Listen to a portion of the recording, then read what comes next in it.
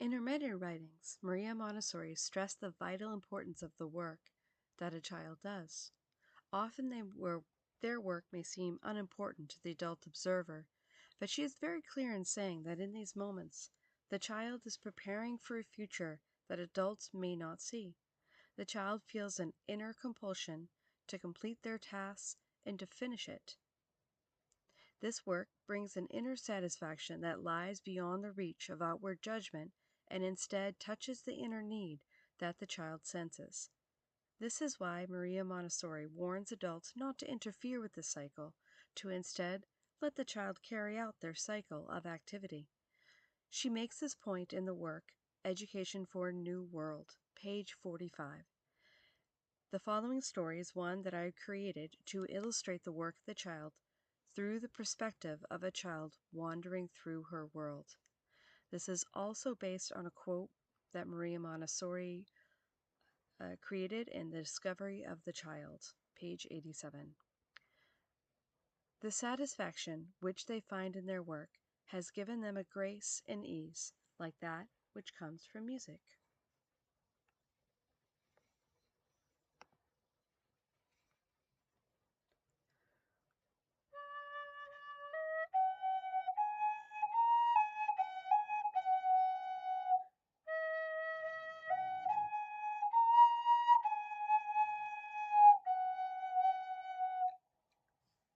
One day a child went forth into the world. She walked through her village and saw the many, many different animals along the way. She recalled all the names her grandmother had taught her and tried to name them all from memory. When she saw a blacksmith hitting a hammer to an anvil, shaping an iron horseshoe, the girl exclaimed, "That looks fun! May I try?" "Oh, no," said the blacksmith. "This is very serious and hard work. If the shoe is misshapen, it can make a horse lame. It is the work of blacksmiths that only a blacksmith can do. You should go back to playing." The child nodded and walked on. And while she walked, she met a tailor. She watched him make careful, slow stitches as he pulled the needle through the cloth again and again. "That looks fun. May I try?" "No, I am sorry, but this is serious work. If you make a sloppy stitch, then you can ruin the suit. This is the work of tailors that only a tailor can do. You should go back to playing." So she nodded, then went skipping away, picking up stones along the way, and counting each, stone by stone.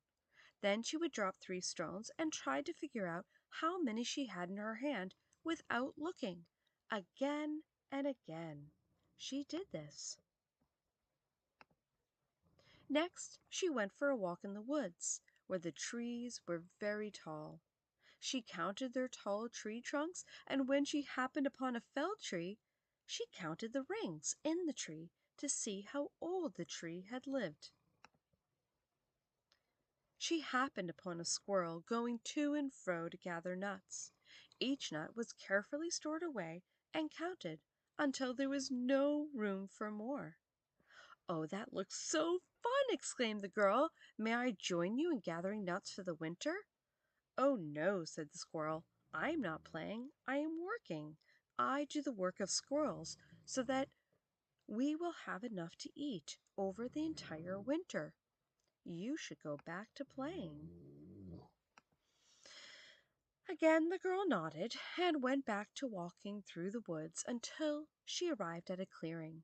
She saw the flat, grassy plains and felt the poetry of the wind playing in her hair. She thought, "I wonder what words I could rhyme to capture this moment." And so she created a poem to capture the moment. Then she heard the buzzing music of the bees busy at work. She walked over and watched the drones fly out of the hive and gather pollen to bring back to the hive. She saw them zipping and hurriedly flying as fast as they could. "Oh, you are going so fast! This seems fun. May I help you gather pollen to make your sweet golden honey?" "Oh, no," said the bees. "Bees fly, and if we don't gather enough honey, we cannot make pollen. This is the work of the bees. You should go back to playing."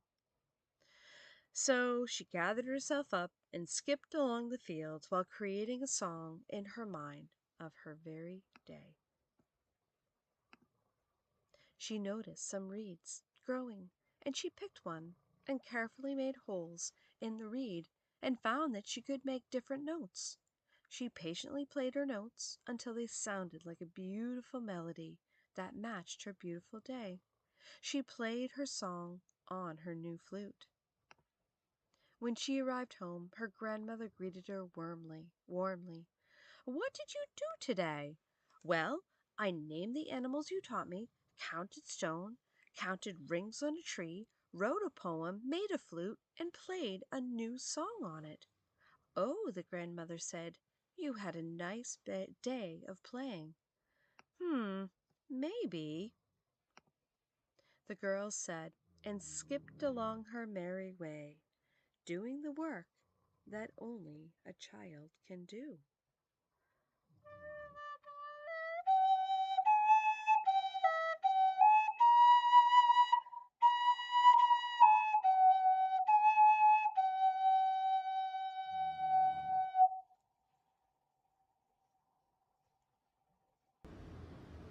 As the girl skipped along, something quiet but powerful began to grow inside her. Though the blacksmith, tailor, squirrel, and bees had all told her to return to just playing, she wondered if her play was not so different from their work after all. As she counted stones and tree rings, she was solving problems and testing ideas. In her poems and songs, she shaped language and meaning. With her flute, she transformed something simple into something new. She was not just passing time. She was thinking, imagining, creating. If Lev Vygotsky had been beside her, he might have said she was doing the most important work of all. He believed play helps children grow beyond themselves, what he called the zone of proximal development. In play, children stretch into what they are just beginning to learn.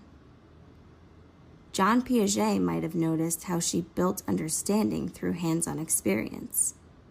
By counting, observing, and experimenting, she was actively constructing her knowledge of the world. Yet she did not learn alone. Her grandmother's words and the life around her shaped her thinking. Even in solitude, she carried these voices within her. She also realized her play had rules. She challenged herself, adjusted her song, and stayed focused. Though joyful, her play required memory, patience, and self-control. When she arrived home, she paused, holding a small stone in her hand, and smiled. "Perhaps," she whispered, "this is my work." And she understood. The work of children is not lesser work, but the quiet, important work of becoming. Everywhere the child goes, she sees adults and animals doing what they call serious work. The blacksmith shapes horseshoes, the tailor stitches clothes, the squirrels gather nuts, and the bees collect pollen. And every time the child says, "That looks like fun, may I try?" she is told, "No, this is work. You should go back to playing." But what is the child actually doing while she's playing? She's naming animals from memory, strengthening her language and observation.